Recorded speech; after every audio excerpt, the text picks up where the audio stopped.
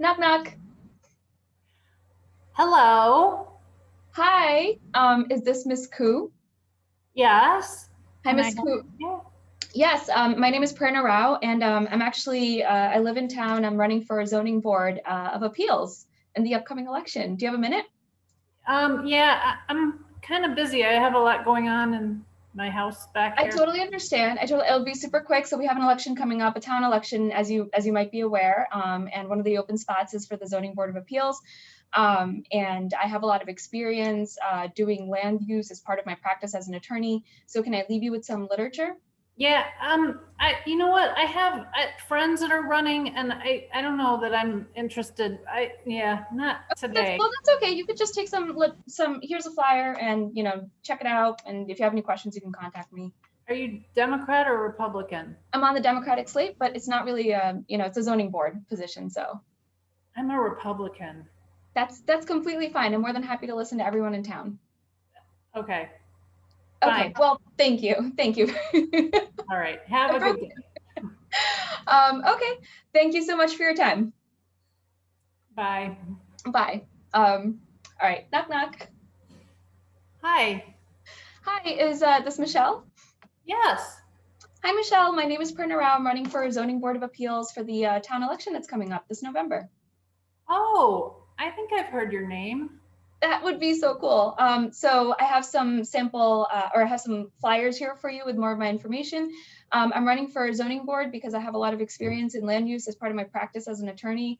I really enjoy being able to give back, and this is one way for me to do so with my town. So I would really appreciate your support this November. Oh, that's great. I'm glad to hear that you're running.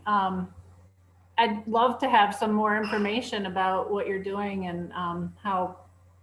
Absolutely, absolutely. So I'm leaving you with some information about myself and my background.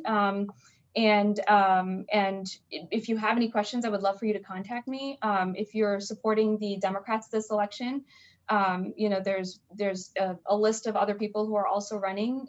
Do you have any questions at all about anything that's going on, or? I heard this state bill that's going on. I don't know if is that going to affect Newtown at all? Is that something I should be worried The about? zoning, the new legislation about zoning? I think so. Maybe. So it's still just a proposal right now. And so it might be they're considering reforms about trying to mitigate, racial disparities in different towns with zoning laws in different towns around the state. I'd love to be able to give you more information if you have some time to talk. Yeah, thank you. Awesome, great. Well, we'll close this right now. Thank you. And then on to the next door. Thank you so much, Michelle. Okay, thank you. All right, so just for everybody who's online, I want to welcome everybody to the Newtown Democratic Town Committee Training School, and I'll be your moderator, Michelle Koo. I'm the chair of the Newtown Board of Education, and I'm a member of our Newtown DTC. I'll just ask that everybody remain muted for now, and then we'll open it up a little bit later for more interaction. And then if you can just keep your voice, on mute until you're talking so that we don't have a lot of interference. So this is our session on mastering the art of door knocking and phone calling with Prerna Rao. Prerna is the founding attorney at Omni Law in Trumbull, Connecticut, and she is a canvassing enthusiast. She's been knocking on doors and calling on voters for over 10 years now, and she loves doing so because person-to-person connections are really most impactful when trying to engage voters. And I've personally have met many people who've been won over by Prerna's presence at their front door. So this will be a fun session. So thank you for being with us, Prerna. Thank you for that intro. So my name is Prerna Rao. I'm an attorney. I've been an attorney for about a decade. I started my practice in Trumbull a few years ago. I've lived in Newtown for 6 years. I have a kid starting Hedo Meadow in the fall. So all exciting stuff. And I've done a lot of canvassing and phone banking. In college, I used to do a lot of door knocking for Planned Parenthood and other organizations. And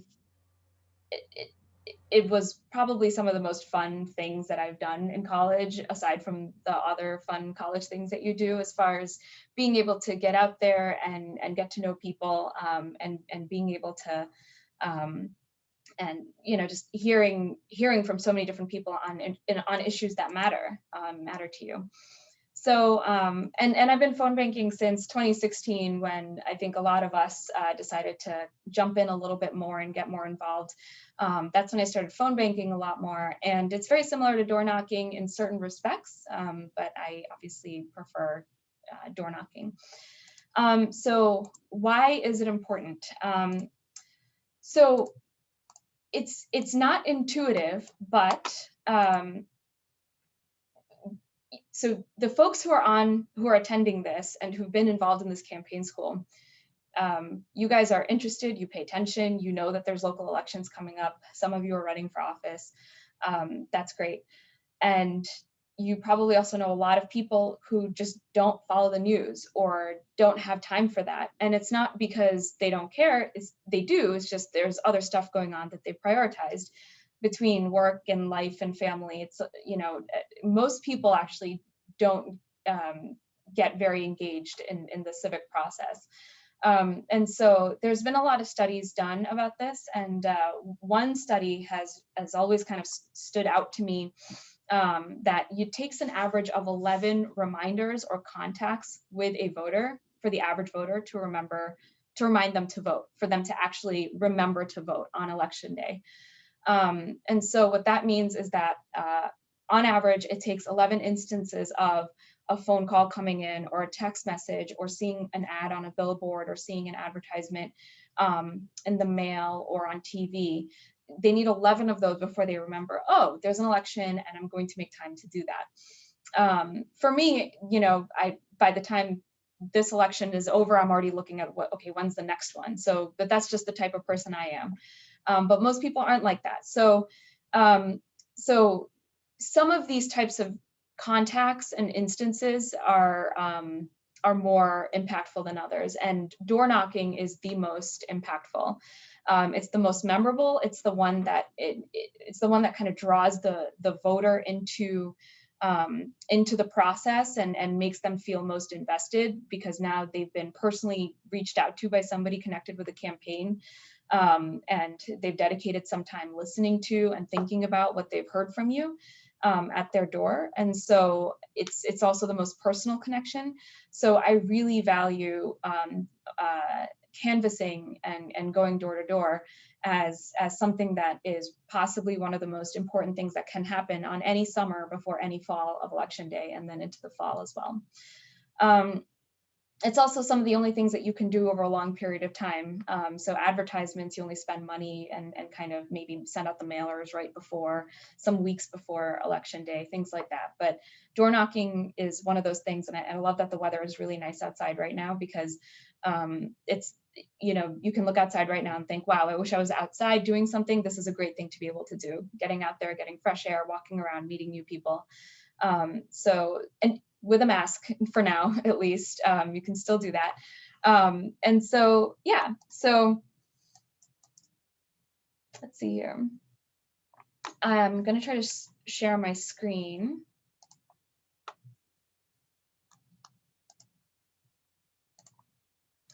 All right. So just wanted to show you some, let's see. Oh, oops, I'm sorry. Sharing, I wanted to share the Google Doc.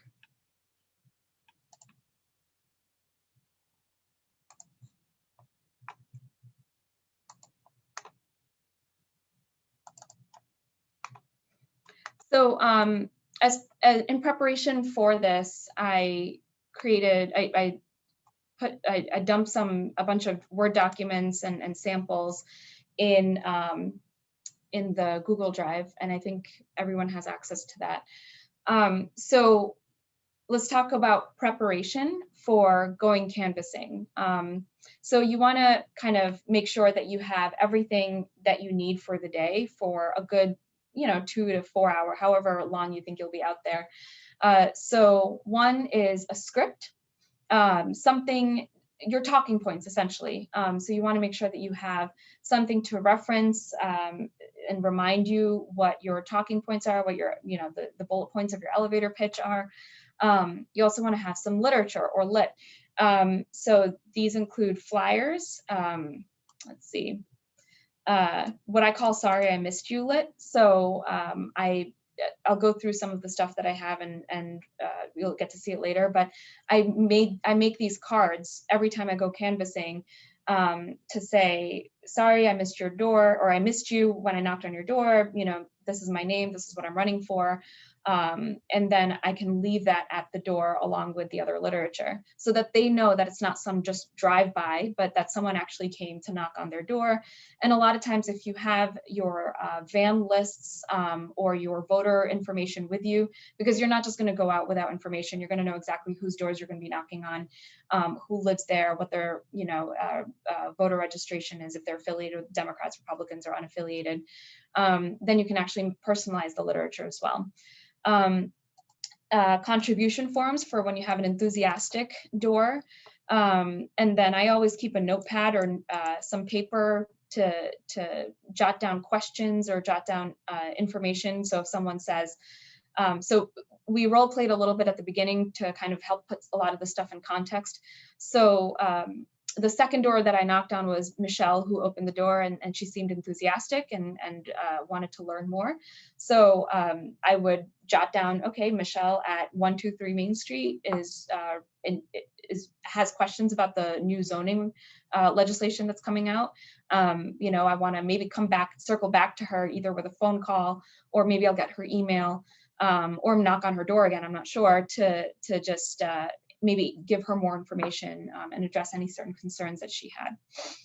And then another good thing to do is keep flyers, or maybe have in your notes anything for upcoming events. So, if there's something coming up, a fair or a particular event or a meet and greet that is happening in their neighborhood, kind of have that information with you. So one of the things that I used to do, for example, a lot as well before the pandemic, was if I knew that there was going to be a meet and greet happening in someone's neighborhood, and if I was door knocking there, I would have the flyer for the meet and greet, so that I could also say, hey, it was really nice to meet you. Hopefully you can come to this meet and greet and meet other candidates as well.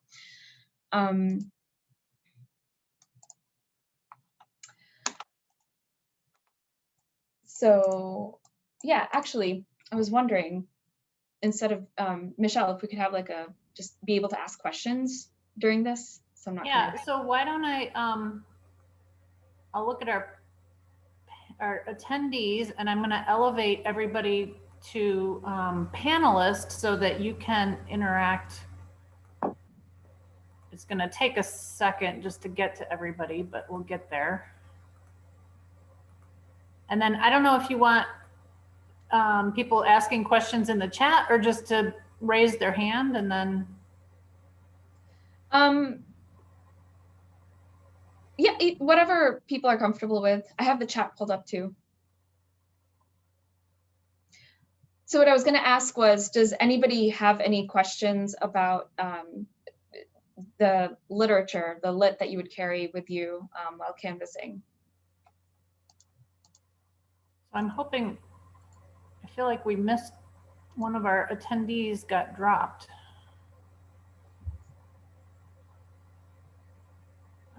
So maybe give it a second.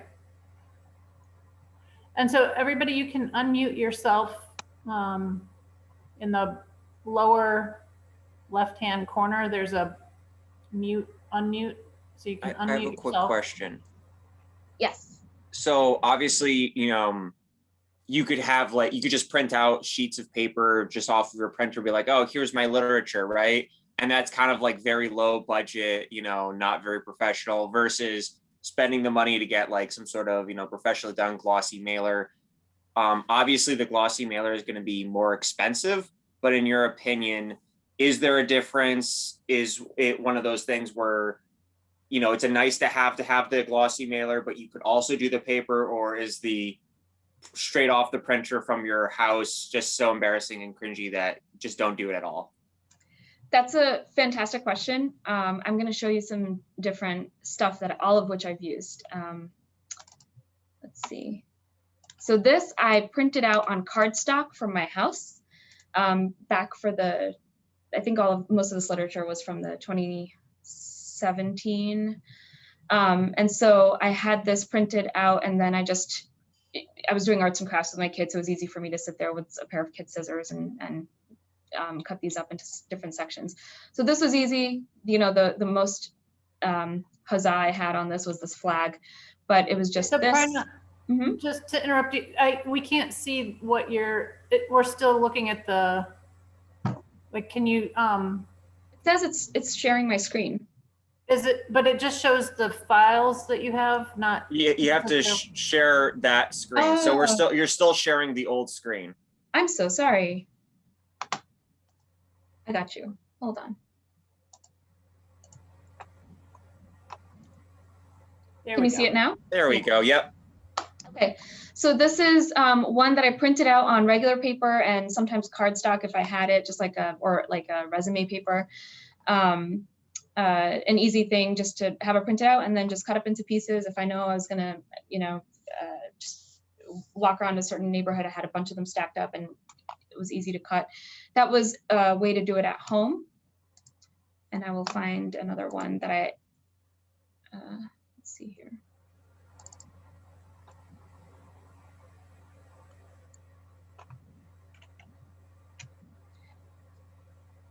Okay.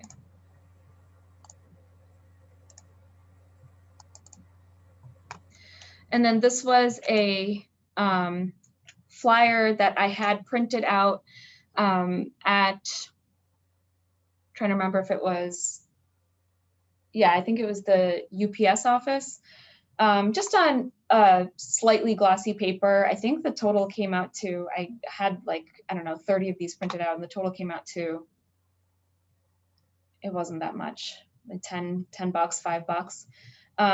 Any money that is spent out, if you're spending money, you have to keep those receipts and make sure that your DTC treasurer knows about it. But if you want to simply just print out some items at home, if you have a decent color printer, I had this. And by the way, all of these I've uploaded onto that Google Drive. So if you want to change it around, you can just edit it. If you want to, remove icons, add icons, whatever you want. So the answer is, I think that it should be something that isn't sloppy. So if you're okay with it, if you're looking at it thinking, okay, well, if this came to my door, what would I think of this? As long as it's clean and, it doesn't have to be super fancy, I think it's fine. And I think that being able to leave something at someone's door, whether you're able to meet with them or not, or if it's just literature that you're leaving because they didn't answer their door, but you can make it clear on there, like writing down, hi, Mr. Rao, I'm sorry I missed you, but I'm running for this office and I wanted you to be able to look at this and hope to earn your support. If you're able to have a bunch of those handwritten out ahead of time and just fill in the names as you go with every door that you're not able to speak to anyone if they don't answer the door, I think that is,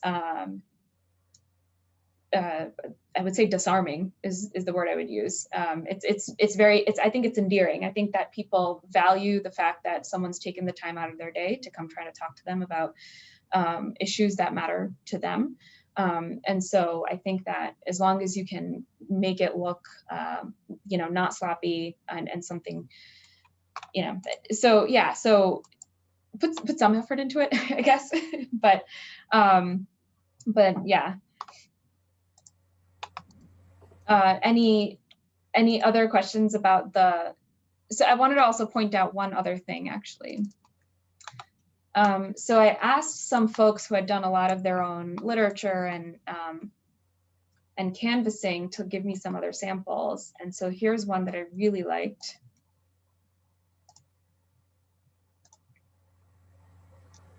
So Allison ran for town council. And so these are her buttons, the template that she used for her buttons that she was able to actually upload online and get buttons printed out and mailed to her.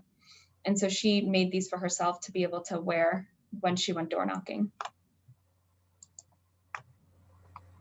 And I think having something like that, especially if you're running for Board of Ed, running for town council, that does look professional. And I think it's totally worth having something like that. I see Francis has a question. Yeah. Hand raised. Hi. What about, we've taken voter registration cards with us. Would that make it too cumbersome? Do you recommend it or not? I would recommend having whatever you can with you if you're able to keep it organized, because I have had people ask, I think that's a great idea. People ask all sorts of different questions. Some people do say, oh, I'm not registered to vote. I just moved here. Actually, during the pandemic, there was a lot of, the housing market is booming in the suburbs in Connecticut. So I think it would be, especially this time around, because there may be a lot of unregistered voters. I would also take donation forms. So that's part of the clipboard checklist. So if you're able to upsell the way, if you have a friendly door, if you have someone who supports either Democrats or supports the candidate and they're enthusiastic about it, to have donation forms ready to go. I've had a handful of people be able to donate just on the fly when they're like, oh yeah, this sounds great. I'd love to be able to give $10 or something to the cause. So yeah, so registration cards, donation forms. So I know that Dan Rosenthal had a series of flyers printed out of his positions on various topics. And some people like to do that. So if you're door knocking for a candidate, take their materials with you as well. And if you are a candidate and if you have a policy oriented position that you're running for, like Board of Ed or Town Council, I think it would be really helpful to have that information as well.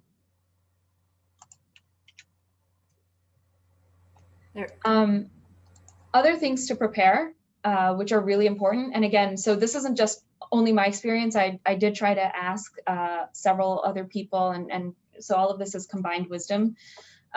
Is line someone up to go with you, have a buddy. So Michelle and I went also several times and it was a lot of fun.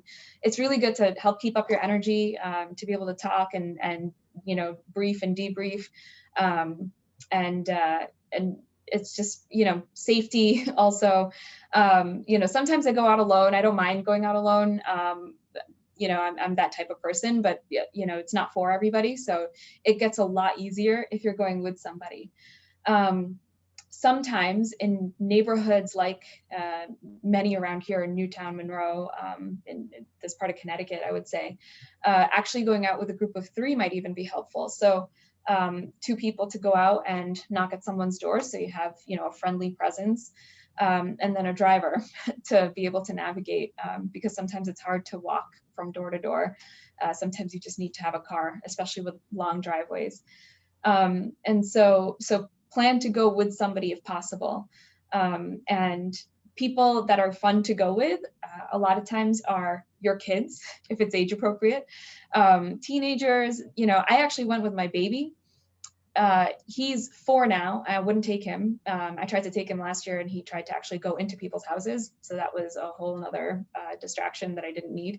We call that deep canvassing. Yeah, he came with me canvassing. Yeah. But when he was a baby, actually it was a lot of fun because, I had him strapped to me. I absolutely needed to get out of the house. So it was a great way to do it. But, I'm showing up at someone's house with a baby strapped to me. No one is thinking that I'm selling them anything. So everyone was very receptive. Everyone was super like, oh my God, he's so cute. What's going on? And so I felt like it was almost a lot easier to break the ice and have conversations with people when I had him strapped to me. So he was a really great political wingman. But a lot of people like taking their kids, when babies and then skipping the little kid stage, but then when they're older, and it's a great way to get your kids involved in the process as well, to have them kind of learn and firsthand what civic engagement looks like. Kids bring a great energy. And like I said, people don't think that you're really trying to sell them anything. You're not soliciting if you're there with your kids. Another person so friends, kids, and another really great option is the candidate or another candidate if you're the candidate too. It shows if you're going on, this is something that I heard from several people. If you're going with another candidate, it almost feels more like teamwork, and it shows cohesion, and it shows that the slate that the Democrats are presenting is one of unity. It's one of people who are focused on working with each other and getting things done. So just kind of going up to somebody and saying, hey, we're both running for office. This person's running for this. I'm running for this. It's a great way to be able to show that unified presence. I have a question. Yeah. I have a question about bringing your kid. Mm-hmm. So I either read or watched somewhere when it was talking about the differences between men and women running for office, and a lot of the double standards. So, like, when you were door knocking with your infant son, were you the candidate or were you a volunteer? I was a candidate. You were the candidate. Do you think that the perception of you having your kid so you think it was a positive perception? I think so. I'm not going to lie. I'm sure there were a lot of people who were like, oh, mom, what is this? Young mom, walking around. I think, however, that because when I was walking up to someone's house and there's a baby strapped to me, I think the last thing that anybody was expecting to come out of my mouth was, I'm running for office. I want to talk to you about the issues, right? I think that caught them off guard. And so they have a cute baby and suddenly a new topic in front of them. And so I think that there wasn't a perception of, I don't think there were any preconceived notions or biases at that time because it was unexpected. I'm a lawyer, so bringing up babies is a whole different topic when it comes to gender bias. But I think that local politics is also one that people imagine, being very family oriented. And so I don't think it hurts at all. I see. Francis has got another question. You don't think people will hold it against you because we're in the middle of a pandemic? I'm always concerned about the Republican judgmental attitude. What are you going to do about them? So I think, so maybe don't bring a kid who's too young to wear a mask just yet. We're making a lot of really great improvements in a very short period of time. So hopefully that time will come where we can kind of go back to the old way of being able to do things. But I think that we have been, even in the last election, we were able to successfully social distance. So I know that Rebecca had gone out plenty of times with a mask. You knock on the door and then you step back. And that's actually protocol in no matter what, to be able to knock on. I always do this. So knock on the door. Usually there's a screen door, but knock on the door. And then I always take a few steps back because I don't want them to open up their door and suddenly I'm in their face. So I'm always, maintain a distance anyway. But if you're maintaining that respectful distance, you have the mask on, you're outside. I don't think that the concerns are that much. And frankly, I think it would be a little hypocritical for Republicans to judge on wearing masks and my understanding is that it's simply that the virus is not really the top concern. So I don't think that should be an issue. But like I said, if you maintain the distance and yeah, sorry? Unfortunately, our town it is. The lawyer that brought the masks are dangerous to our children suit is actually one of our representatives, sadly, Fishbein. So if you have someone who's grouchy at the door, that was actually the first example that we did with Miss Koo. If you have someone who's grouchy, there's always going to be something, right? It's going to be masks, or it's going to be you're with the wrong party, or that I would say I probably get maybe 3 grouchos like that per season. I wouldn't even say a day, but they're far and few in between, but when you do get them, move on. They're not going to vote for you. They're not going to vote for the Democrats. It doesn't matter. Just don't waste your time. say thank you, goodbye, and keep it positive and don't take it personally. It's not you. There's a question in the chat. How do you handle someone who opens doors clearly annoyed by your presence? That's a great question. There are several ways to approach doors. So one, always you're ready, you have your elevator pitch ready. Walk around with your eyes open. See what's going on in the neighborhood. Is there construction? Or is the house, looks like it's got a fantastic garden? Is there something unique about your neighborhood or the street that you're walking on? And when you knock on their door, you can say, hey, that's a beautiful garden that you have, and immediately start kind of breaking that ice with them. And hopefully that works. And 9 times out of 10, it does. So just being friendly and immediately maybe complimenting something in their neighborhood or their garden, or, builds that bridge off the bat to be able to open up a conversation with them. If they're truly in the middle of something, I've knocked on doors where they're hosting and there's a dinner party happening in the background. All I do is, you're busy, here's my lit, remember to vote in November, and then I peace out. Because that actually is a segue to what I was going to say next is people are not going to remember what you say, but how you made them feel when you said it. It's a common idiom. So remember that the presence, just trying to be positive and be friendly, be comfortable with, be yourself, be comfortable. That's going to be the most important. If someone is too busy, or if someone is annoyed at having to have someone there, a lot of times people will be like, I have a no soliciting sign. I'll be like, I'm not selling anything. I'm just asking, I'm just reminding you to vote.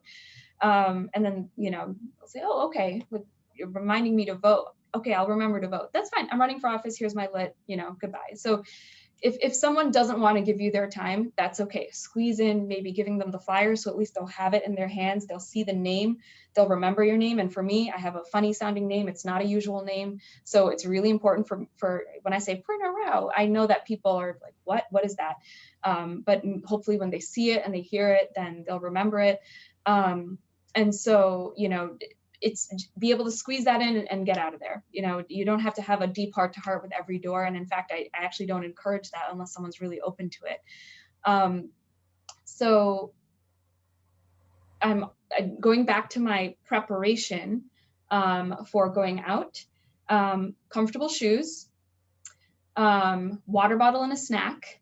And here's something that I liked, a suggestion, which was, plan something for after you're done, to give yourself something to look forward to give yourself the incentive to kind of keep going and kind of make sure that if you have a grumpy door, if you have a lot of doors that never answered, that you just, okay, you know what, I'm just gonna, whatever, have dinner with my spouse and I'm looking forward to it. We're going out tonight, it'll be fun. So those are different ways. One other person I forgot on my list to try to get when you're going out canvassing, and this is something that you can really coordinate with your DTC, is going with someone who lives in that town, or lives in that neighborhood or that street. It is actually really, really effective because, especially in our small towns, people tend to know each other. People tend to remember all the houses that are there in their neighborhood and streets. So if you can have someone that can take you around and say, hey, I live in the house next door. I live down the street. My house is the red one over there. Hey, nice to meet you. Or maybe they already know each other. I wanted to introduce you to my friend, Prerna, who's running for zoning board. And I was hoping that she could just kind of tell you about herself and hopefully have your support in November. That is usually also really memorable and effective. And also that neighbor will remember you every time they drive by that other person's house or think about their neighbor. So it's a great way to kind of get to be memorable with somebody, is to go with somebody who lives in that neighborhood, who lives on the street that you're canvassing on. And so that's something that you can absolutely coordinate with DTC, or just ask your friends who live around town, hey, can I go around with you? Will you set aside a Saturday morning, like today, a beautiful day outside, to just walk around town with me? And all you have to do is introduce yourself and introduce me, and I'll take it from there. So that's my segment on preparing for it. You'll have lists with you. So there was a section on using the Van app or the minivan app. So Van will tell you, and it can plan it out by street for you, who lives, what the house address is, who lives there, if they're Democrats, Republicans, or unaffiliated, their age, and phone number. And our voter registration lists on paper should also have that, depending on what you use. So a question about the people. So you have a list of who's in the household when you go to the door. Do you ask for a specific person when somebody comes to the door, or how do you deal with that piece? Sure. So I only do that if I see the list and it says that there's D's and R's living together, and I try to find the D. I try to find the Democrat because, well, that's how I try to do it, especially when I'm canvassing for other people. So this time around, I'm not up for re-election, but I will be canvassing for somebody else. And when I'm doing that, I want to make sure I'm efficient about it. I'm not the candidate directly, so I don't want to sit there getting into discussions and debates with anybody who's not immediately on board with me. My focus is on turnout, and I want to make sure I'm reminding as many people as possible and building that memorable experience for them so that they remember in November to get out the vote. So I would be focusing on D's, and that's really the only time that I ever ask for anybody in particular. When I was running for zoning board, I don't know why it's a political position, to be completely honest. It's interpretation of statutes. And it's about zoning enforcement. It has really nothing to do with generating like policy-oriented ideas where it would matter what your ideology is or what your affiliation is. So I was completely comfortable talking to Republicans and Democrats. So I tried to just knock generally on basically every door. That was my style. It's not everybody's style, and that's fine. But in general, I try not to. Also, the voter register, those lists aren't entirely 100% accurate. A lot of times they'll have people who may have already left the house, or former spouses, things like that. So I try not to make it too awkward. Like I said, the only time is if I see, the male is a registered Republican, the female is a registered Democrat, and if a guy answers the door, I'll just ask for, hey, is Mrs. So-and-so home? Again, but when I was canvassing for myself, I talked to everybody. Quick question, kind of following up on that. This was a question that was asked by the guy who did the presentation for Minivan. They were called gatekeeper husbands. The Republican husband who opens the door, you said, oh, I'm looking for what? Oh, what are you here for? I'm like, oh, for the election. Oh, well, my wife will make the decision when she gets to it. You don't need to talk to her. What's your approach to answering those individuals? I've actually never had that experience, but I'm not surprised if they occur. I have had a lot of people.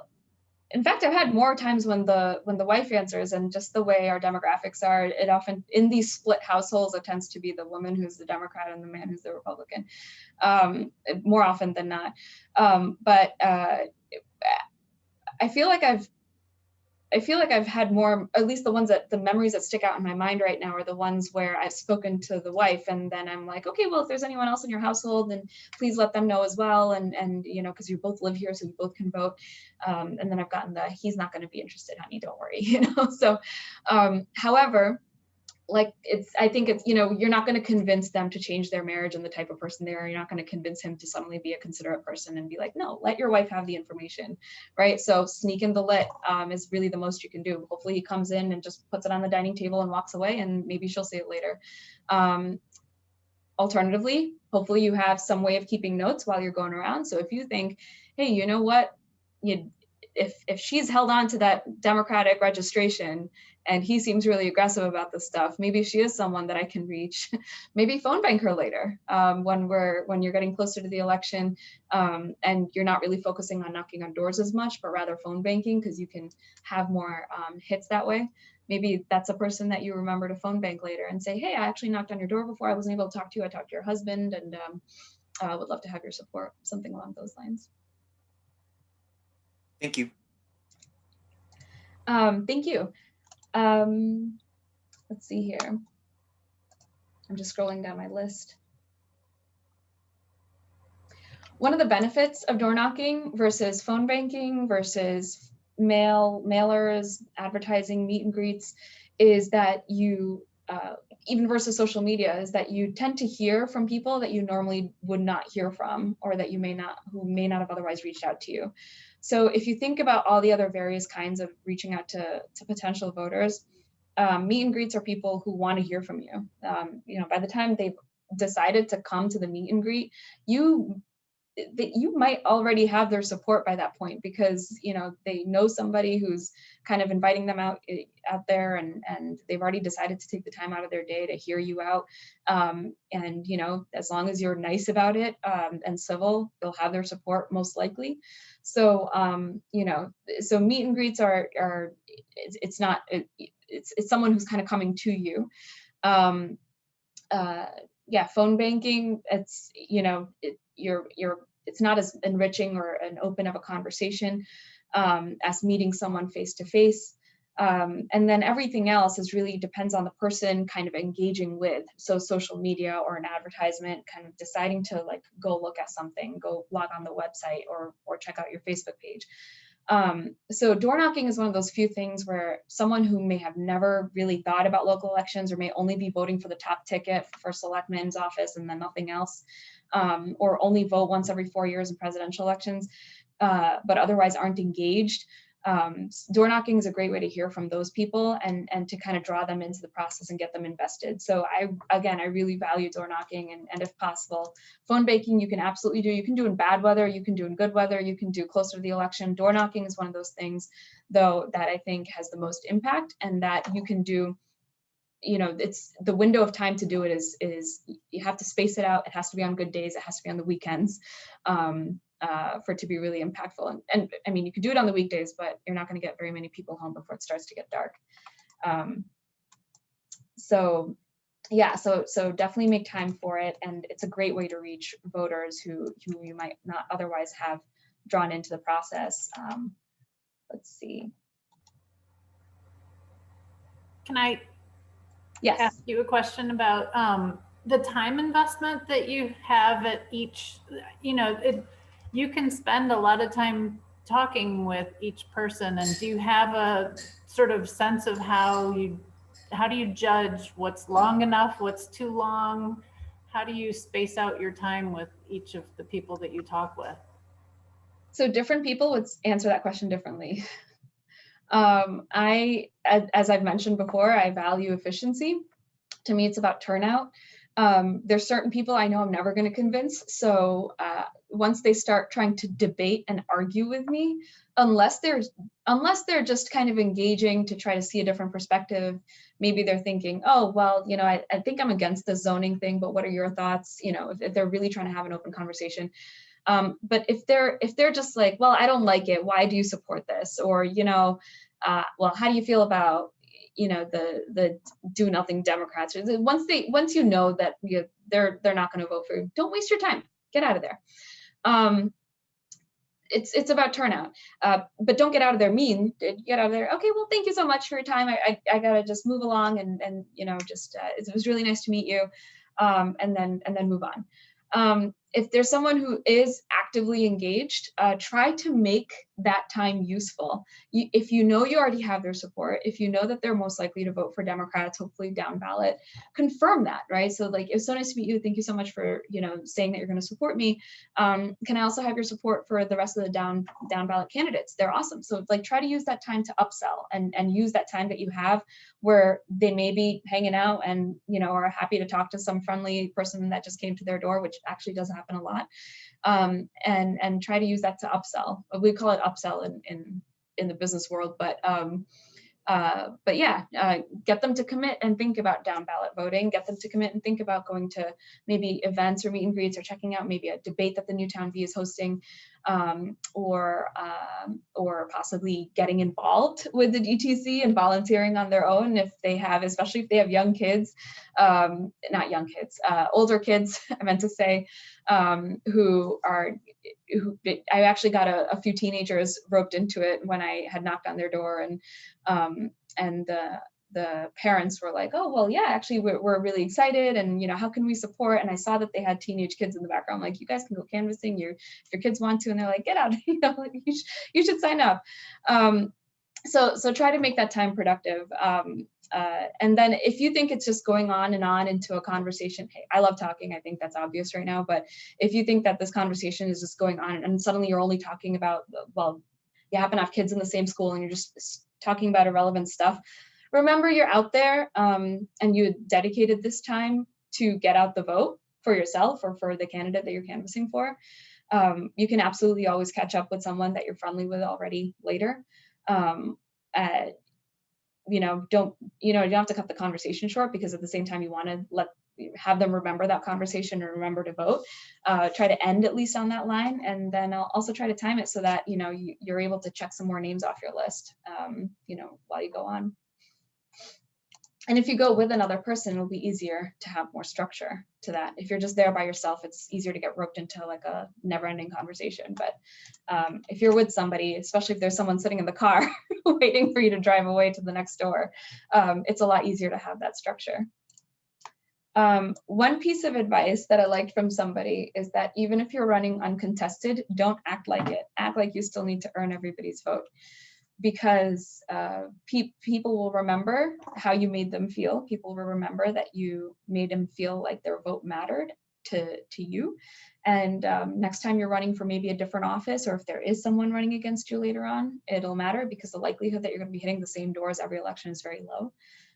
So you'll hopefully have their support the next time around, 2 years down the line, 4 years down the line. So really quickly about phone banking. So the reason I kind of dedicated a lot of this to door knocking is because I think, one, obviously I find it more important. I think it's more impactful. It also requires a little bit more prep work. So, but there's some things that carry over into phone banking as well. You still need to prepare some talking points and a brief elevator pitch and some sort of a little script that you can stick to. You still need to have your lists of people to call, so it can, again, be by van or be by the voter registration list that you'll get from DTC. You still need to kind of be ready to bring that same energy, so don't be tired. Make sure you have your coffee and you're well fed, and I always imagine myself as if I'm gearing myself up to go door knocking again, but when I'm phone banking, to really kind of bring that energy, and they can hear your smile. Everyone can hear a smile on the phone. So try to really have that energy and smile when you're talking, so that they can hear the positivity and remember that, hopefully, before they hang up. Your elevator pitch for phone banking is going to be a lot more succinct than if it was in person. At least in person, if I'm at someone's door and I'm not leaving, I have their attention still. And I can kind of maybe squeeze in some more stuff, maybe ask them if they have questions, and watch them think and possibly answer any questions that might come to their mind. On the phone, I find that most of the time people are doing something else when they answer. They have the phone, but you don't have their undivided attention. And so use the time that you have on the phone with them as efficiently as possible. Keep that message succinct. Hit the main talking points. Hey, there's an election coming up in November. I live in Newtown. I'm hoping to earn your support. This is my name. And then if it seems like you have their attention, or if they seem more open-minded to asking questions or knowing more information, you can launch into it. If not, at least you got the main stuff out there before they have to go and move on with the rest of their day. Expectations in general for phone banking is that most of the time people don't pick up. So I find myself leaving a lot of voicemails. Not everyone likes to leave voicemails. I like to leave voicemails. And for that, definitely have a script, because you don't want to be making up a voicemail on the fly. Everyone knows what it feels like to leave a voicemail when you're like, that was one of the worst voicemails I've ever left in my life. So try to have a script ready for reading out, so that when you're leaving voicemail after voicemail, you have it. One valuable thing that I really like is to be able to identify what polling location they go to in the message, either on the phone with them or leaving a voicemail, or in person. So being able, especially on the phone when you're leaving a message, so when you're able to say something like, hey, you're going to be my name is Prerna, I'm running for zoning board. I live here. I always I feel like I have to say I live here in town, because people don't always, I get a lot more of the, are you really from around here? With my name, I feel like, than maybe some other folks. But if I say I'm running for the Newtown ZBA, and especially if I'm paying attention to who I'm calling, if they live like, 2 streets down from me, I try to throw that into the message or throw that into the call. And then I say, hey, remember to vote, the selection is coming up. And by the way, you'll be voting in Hedemeta, I just wanted to remind you, or you'll be voting in Reed or something like that. So just being able to have, no, I'm sorry, it's not Reed, the middle school. So just being able to have some useful information for them, so it's more personalized and it doesn't sound like they're getting robocalls, or and it's catered to them, and it's a much more personalized message. And so that way you're able to make it have some flavor of it being personalized the way you would otherwise if you were there in person with them, if you're leaving messages. Not all phone banking programs allow you to leave messages. So I don't like those, because those get very intense, because it's call after call with only people who pick up. But I think that people screen their calls, but then they get their voicemails transcribed and sent to them as a text message. So I do like to leave messages for that reason, because I know at some point they're going to get it either as a voicemail or as a text message transcription. Anybody have any questions about any of that?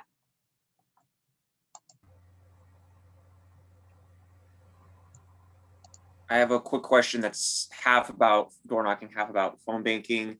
As far as targeting voters, are there some voters with either a voting history or a partisan lean who are like, these are voters who ideally we want to reach out to via phone call versus via door knocking? Yes. So one of the things that I think Newtown DTC does well is that at the beginning of each cycle, Eric hands out lists. Did we do it digitally last time, Michelle? I don't know if you remember. Yeah, I can't recall. I think we've done both. Yeah, I think for Rebecca's campaign, we had a digital list. It was like maybe a Google Drive or something. I'm not sure if I'm remembering it correctly.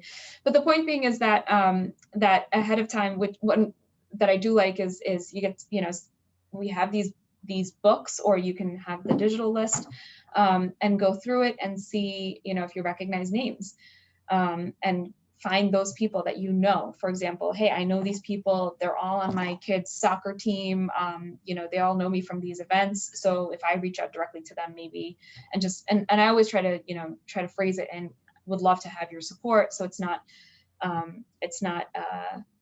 impinging on their time, or they're, demanding. I'm not demanding their support, but I'm asking for it and to just support their vote. I'm not asking for, donations or anything like that, but reaching out to people that in that manner through these lists ahead of time, and trying to do that before it starts becoming a very much more systemized process of calling people or knocking on doors. So one thing I did that I'm happy that I did was keep track of all of the streets that I had door knocked on in general. So I know I just happen to have it in my file here, that which streets that I've gone every time I've run for office or canvassed. And then I know that later when I'm writing out postcards, that the places that I've gone to several times, if I'm writing postcards and say, hey, like I've knocked on your door before, and remind them of that in my message on the postcard, hopefully they'll remember me from the time that I appeared at their door. So I tried to use the lists proactively in that way as well. So if I know I've talked to them before, or I've possibly gone on their street, then that's going to be a priority for me to remind them the next time around when I'm sending out postcards or calling them.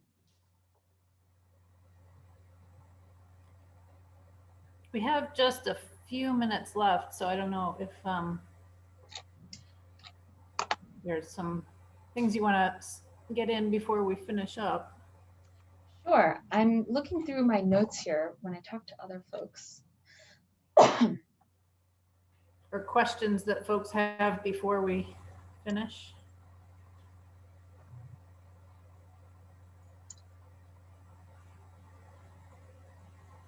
Let's see.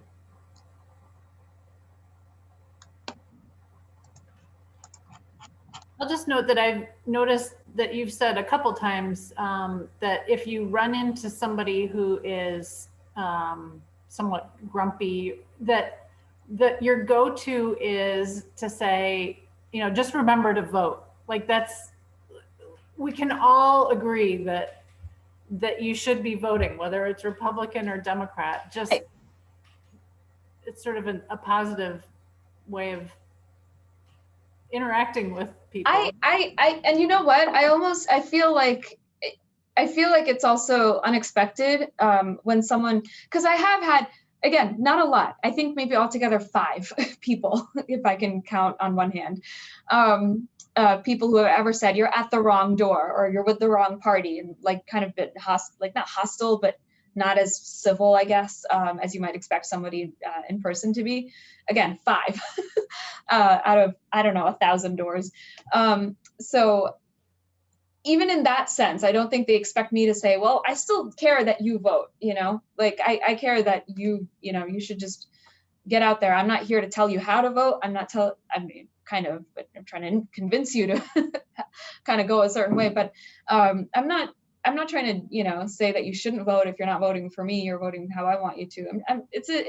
To me, it's a civic process. You know, there's only 2 things that you can do as an American citizen that no one else in the world can, and that's jury duty and voting. And those are the only 2. And jury duty is asked of you, so please do jury duty when you got the opportunity, when juries come back in Connecticut. But and I'm a civil litigator, so I always value when people are actually, you know, not hemming and hawing. This is my pitch to please do jury duty when you can. It's really valuable and an important service. But yeah, and voting is the only other thing that you can do as an American citizen. So I think it's really important. And I genuinely believe that if everybody actually voted, that I think, you know, that the outcome is necessarily fair, that the outcome is necessarily probably what's, you know, in the collective wisdom and probably the right path to be able to go on. So yeah, and I think that just being civil like that and showing that you're not there it's not slimy politics or anything, but it's, you know, you're there as to civically engage with them, I think is a good note to end on in general. Yeah. Whether they're friendly or not. Maybe that's a good note to end on here. I just want to, before we wrap up, just remind everybody that there are opportunities to knock on doors currently or make phone calls. We do have several races in Connecticut that are happening right now, and Prerna and I live here in Newtown, but in Monroe, there's a race that could use everybody's door knocking and phone banking skills. And then I also wanted to mention that yes, Nick Kapoor. So if you missed any other of the campaign school sessions, I believe that you can sign up to view those at a later time. So if you want to do that, I believe that you can do that. Thank you. So I see phone banks are Monday, Tuesday, and Thursday for Nick Kapoor. Thank you. All right. So so if you want to sign up for any of the other campaign school sessions, those can be done through the Newtown DTC site as well. And I also want to offer, if anybody ever wants to go canvassing and doesn't know who to ask, I'm always available. I'll go with anyone. I'll go anywhere with anyone. Just give you drop you an email and say, I'm ready to go out. I'll put it in the chat right now. I love it because it is a great way to learn, is to go out with somebody who's experienced and knows how to do it. So thank you so much for sharing all of your knowledge about door knocking with us. We very much appreciate it, and wish you a happy weekend. Thank you, everybody. Yeah, thank you, everyone.